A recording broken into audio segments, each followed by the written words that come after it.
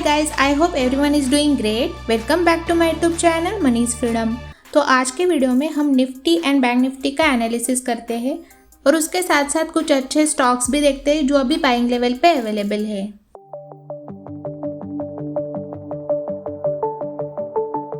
तो आज का ओवरऑल मार्केट देखा जाए तो काफ़ी पॉजिटिव था। सेंसेक्स आज ऑलमोस्ट 443 पॉइंट से पॉजिटिव था। निफ्टी 50 143 पॉइंट से पॉजिटिव था। बैंक निफ्टी 289 पॉइंट से पॉजिटिव था एंड बाकी के सारे इंडियन इंडाइसेस भी पॉजिटिव थे। एंड ग्लोबल इंडाइसेस की अगर हम बात करें तो उसमें से कुछ इंडाइसेस आज पॉजिटिव टेरिटरी में है तो कुछ नेगेटिव टेरिटरी में है। तो एचएक्स निफ्टी अगर आप देखोगे तो 167 पॉइंट से पॉजिटिव है, एफटीएससी 4 पॉइंट से पॉजिटिव है, डैक्स 107 पॉइंट से नेगेटिव है, सीआईसी भी 5 पॉइंट से नेगेटिव है। तो सेक्टरल इंडाइसेस की अगर हम बात करें तो आज मैक्सिमम सेक्टर्स पॉजिटिव टेरिटरी में थे। उसमें से देखा जाए तो IT sector and FMCG sector काफ़ी अच्छा परफॉर्म कर रहा था। एंड इन सारे सेक्टर्स में से देखा जाए तो energy sector, PSC sector and oil gas sector ही आज नेगेटिव था। तो इंडिया विक्स की अगर हम बात करें तो अभी 20.88 पे है जो कि अभी काफ़ी कंफर्टेबल है। तो आज का अगर आप एडवांस एंड डिक्लाइन रेशियो देखोगे तो 1318 शेयर्स एडवांस हुए एंड उसके अगेंस्ट में 605 शेयर्स डिक्लाइन हुए। यानी कि ओवरऑल देखा जाए तो आज का एडवांस एंड डिक्लाइन रेशियो काफ़ी पॉजिटिव था। तो अभी हम निफ्टी 50 का एनालिसिस करते हैं। तो अभी मैंने निफ्टी 50 का 5 मिनट का चार्ट लगाया है। तो जैसे कि आप इस चार्ट पे देख सकते हैं आज निफ्टी की ओपनिंग हुई थी 15,451 पे। उसके बाद आज निफ्टी ने हाई बनाया था 15,628 का एंड आफ्टर दैट आज निफ्टी ने लो बनाया था 15,367 का। तो ओवरऑल देखा जाए तो निफ्टी की ओपनिंग आज गैप अप से हुई थी एंड गैप अप ओपनिंग होने के बाद अगर आप देखोगे तो इसमें शार्प रिकवरी आई थी एंड ऊपर के लेवल पे अगर आप देखोगे तो इसने एम पैटर्न फॉर्म किया था एंड आज का जो निफ्टी ने हाई बनाया उस लेवल पे इसने 2 बार रिटेस्ट किया था। तो ऊपर के लेवल से इसमें शार्प प्रॉफिट बुकिंग आई थी एंड नीचे के लेवल पे इसने सपोर्ट लेके अगेन इसने बाउंस बैक किया था। तो कल के वीडियो में मैंने आपको क्लियरली बोला था कि आज एक्सपायरी डे है एंड एक्सपायरी के दिन मार्केट काफ़ी वोलेटाइल रहता है, यानी कि काफ़ी बड़े मूवमेंट के साथ ट्रेडिंग होती है। तो एग्जैक्टली आप इस चार्ट पे देख सकते हैं इसने 3 बार आज ट्रेडिंग का मौका दिया था, यानी कि यहाँ से बाइंग साइड पे ट्रेड इनिशिएट कर सकते थे, ऊपर के लेवल से इसमें सेलिंग साइड पे ट्रेड इनिशिएट कर सकते थे एंड अगर नीचे के लेवल से बाइंग साइड पे ट्रेड इनिशिएट कर सकते थे। तो अभी हम निफ्टी 50 के वनडे के चार्ट पे भी एनालिसिस करते हैं। तो अभी मैंने निफ्टी 50 का वनडे का चार्ट लगाया है। तो जैसे कि आप इस चार्ट पे देख सकते हैं ये आज की कैंडल फॉर्म है जिसको हम एंगल्फिंग बुलिश कैंडल बोलते हैं। तो आज के दिन अगर आप देखोगे तो कुछ ग्लोबल मार्केट्स भी सपोर्ट कर रहे थे, यानी कि नास्डैक फ्यूचर्स भी सपोर्ट कर रहा था। तो उसी की वजह से आज निफ्टी पॉजिटिव ट्रेड कर रहा था एंड देखा जाए तो लास्ट के तीनों सेशन में यहाँ पे कंसोलिडेट कर रहा है। तो जब तक निफ्टी इस कंसोलिडेशन को ब्रेकआउट या फिर ब्रेकडाउन नहीं देता है तब तक हमें निफ्टी का डायरेक्शन पता नहीं चलेगा। तो इसलिए यहाँ से अभी निफ्टी का प्रेडिक्शन किया जाए तो नीचे का आपको फर्स्ट सपोर्ट लेवल ध्यान में रखना है 15,367 का। अगर ये फर्स्ट सपोर्ट लेवल ब्रेक हो जाता है तो फिर सेकेंड सपोर्ट आएगा 15,190 का एंड ऊपर के लेवल पे फर्स्ट रेजिस्टेंस आएगा 15,700 का। वो अगर ब्रेक हो जाता है तो फिर सेकेंड रेजिस्टेंस आएगा 15,862 का। तो यहाँ तक फिर निफ्टी आ सकता है। तो इसलिए कल के दिन आपको ऊपर के दोनों रेजिस्टेंस लेवल एंड नीचे के दोनों सपोर्ट लेवल को ध्यान में रखते हुए निफ्टी 50 में ट्रेड करना है। मोस्टली अगर कल के दिन ग्लोबल मार्केट्स भी सपोर्ट करते हैं तो फिर निफ्टी भी पॉजिटिव ट्रेंड में आ सकता है, यानी कि यहाँ पे ये ब्रेकआउट दे सकता है एंड यहाँ पे जो बड़ा गैप डाउन हुआ था वो गैप फिल करने के लिए भी ऊपर आ सकता है।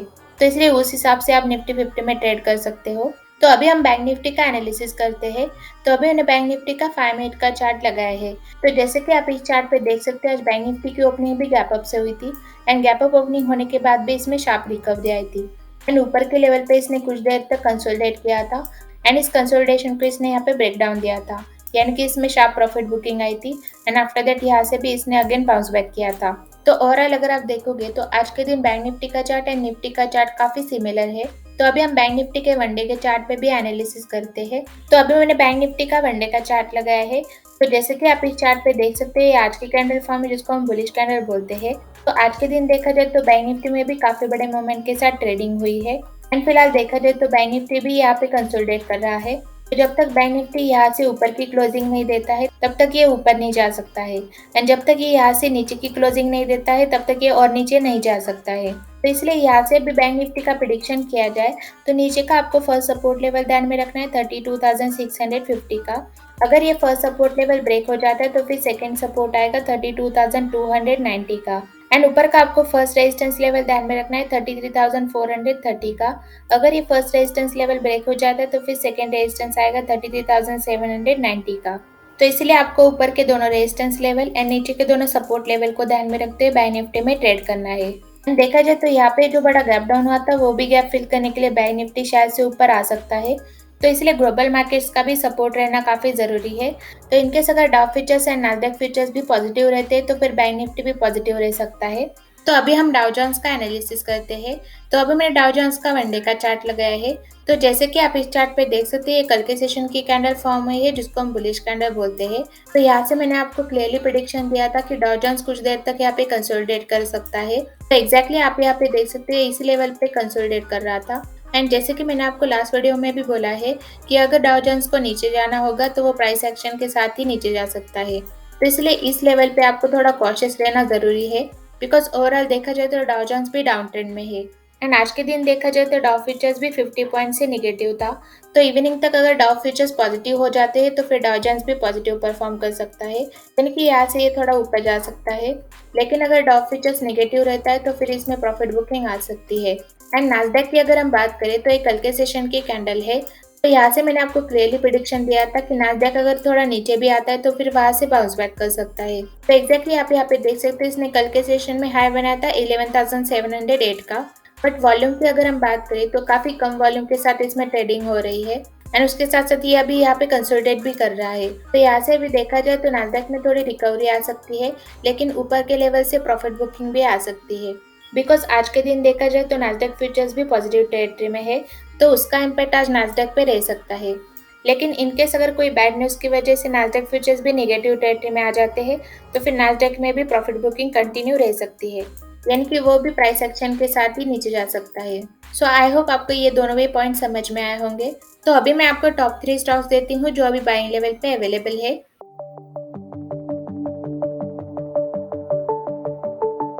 तो फर्स्ट स्टॉक है सोनाटा सॉफ्टवेयर लिमिटेड।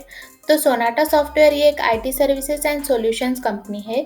एंड देखा जाए तो ये कंपनी स्मॉल कैप स्टॉक्स के लिस्ट में आती है।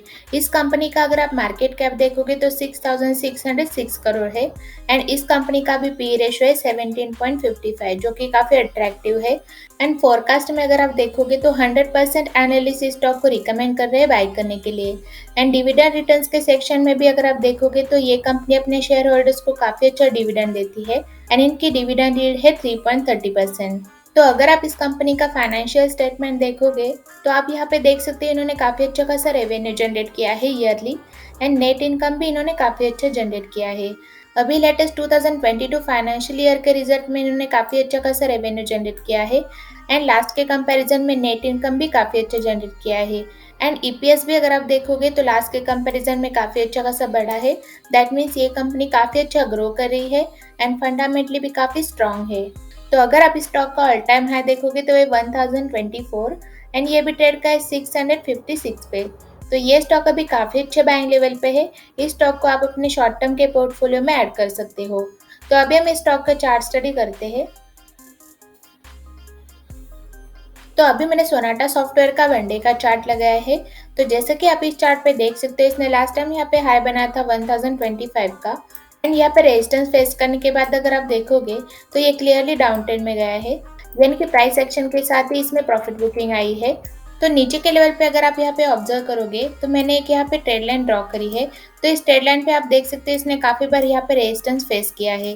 तो नीचे के लेवल पे अगर आप देखोगे तो इसने लेटेस्ट सपोर्ट लिया था 609 पे। एंड इस सपोर्ट लेवल से अगर आप देखोगे तो इसमें अच्छी खासी रिकवरी आई है। तो यहाँ पे आप देख सकते हैं ये आज की कैंडल फॉर्म है जिसको हम एंगल्फिन बुलिश कैंडल बोलते हैं। तो ये कैंडल यहाँ से यही इंडिकेट करे कि यहाँ से ये स्टॉक अभी काफी ऊपर जा सकता है एंड ऊपर की ट्रेड लाइन को भी ब्रेक कर सकता है। तो जब भी ये स्टॉक ऊपर की ट्रेड लाइन को ब्रेक करेगा तो यहाँ से फिर काफी अच्छे वॉल्यूम के साथ ये स्टॉक ऊपर जा सकता है। तो इसलिए आपको इस स्टॉक को अभी देखते बाय करना है ताकि आपको शॉर्ट टर्म में काफी अच्छा रिटर्न दे सके। तो सेकेंड स्टॉक है डिविज लैबोरेटरीज लिमिटेड। तो डिविज नाम से इनका ब्रांड है। एंड डिविज ये एक फार्मास्यूटिकल कंपनी है। एंड देखा जाए तो ये company manufacturing and sale of active pharmaceutical ingredients and intermediates में एंगेज करती है। एंड ये कंपनी लार्ज कैप स्टॉक्स के लिस्ट में आती है। इस कंपनी का अगर आप मार्केट कैप देखोगे तो 95,558 करोड़ है। एंड इस कंपनी का भी पी रेशो है 32.28 जो कि काफ़ी अट्रैक्टिव है। तो फोरकास्ट में भी अगर आप देखोगे तो 60% एनालिस्ट इस स्टॉक को रिकमेंड कर रहे हैं बाय करने के लिए। तो अगर आप इस कंपनी का फाइनेंशियल स्टेटमेंट देखोगे तो आप यहाँ पे देख सकते हैं इन्होंने ईयर वाइज काफ़ी अच्छा खासा रेवेन्यू जनरेट किया है एंड नेट इनकम भी काफ़ी अच्छा जनरेट किया है। एंड अभी लेटेस्ट 2022 फाइनेंशियल ईयर के रिजल्ट में इन्होंने लास्ट के कंपैरिजन में काफ़ी अच्छा रेवेन्यू जनरेट किया है एंड उसके साथ साथ नेट इनकम एंड ईपीएस भी जनरेट किया है। दैट मीन्स ये कंपनी काफ़ी अच्छा ग्रो कर रही है एंड फंडामेंटली भी काफ़ी स्ट्रांग है। तो अगर आप इस स्टॉक का ऑल टाइम हाई देखोगे तो वो है 5425 एंड ये भी ट्रेड करा है 3672 पे।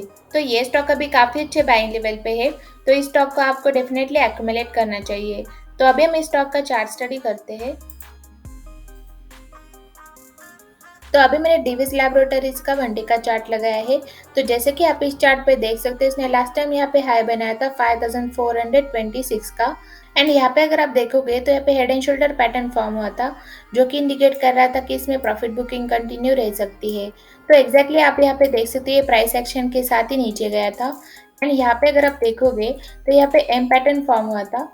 तो जब भी चार्ट्स में एम पैटर्न फॉर्म होता है तब प्रॉफिट बुकिंग आने के चांसेस रहते हैं। तो एग्जैक्टली आप यहाँ पे देख सकते हैं यहाँ पे शार्प प्रॉफिट बुकिंग आई थी एंड नीचे के लेवल पे इसने सपोर्ट लिया था 3792 का। तो इस सपोर्ट लेवल से अगर आप देखोगे तो इसने अगेन बाउंस बैक किया था लेकिन वहां से भी इसमें अगेन रिजेक्शन आया था एंड अगेन यहाँ पे डब्ल्यू पैटर्न फॉर्म हुआ था जो कि इंडिकेट कर रहा था कि इसमें रिकवरी आ सकती है।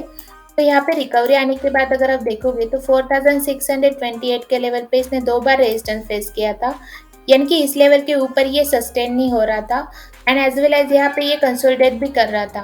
तो इस कंसोलिडेशन को इसने फाइनली यहाँ पे ब्रेक डाउन दिया था एंड इसमें शार्प प्रॉफिट बुकिंग आई थी। तो नीचे के लेवल पे अगर आप देखोगे तो काफी देर तक यहाँ पे ये कंसोलिडेट कर रहा था एंड इस कंसोलिडेशन को इसने आज ब्रेकआउट दिया है एंड पैटर्न वाइज भी अगर आप देखोगे तो यहाँ पे inverse head and shoulder pattern form हो रहा है जो कि इंडिकेट कर रहा है कि यहाँ से ये स्टॉक काफी ऊपर जा सकता है, यानी कि इसमें शार्प रिकवरी आ सकती है। इस कैंडल को अगर आप ऑब्जर्व करोगे तो ये आज की कैंडल फॉर्म हुई है जिसको हम एंगल्फिंग बुलिश कैंडल बोलते हैं एंड देखा जाए तो ये स्टॉक अभी ब्रेकआउट लेवल पे है।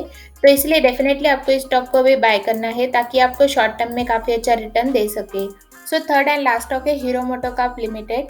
तो हीरो मोटोकॉर्प ये एक 2 व्हीलर मैन्युफैक्चरिंग कंपनी है एंड यहाँ पे अगर आप देखोगे तो ये सारे हीरो मोटोकॉर्प के ब्रांड्स है जैसे कि Pleasure, Passion, Splendor, Karizma and so on. तो देखा जाए तो ये कंपनी लार्ज कैप स्टॉक्स के लिस्ट में आती है।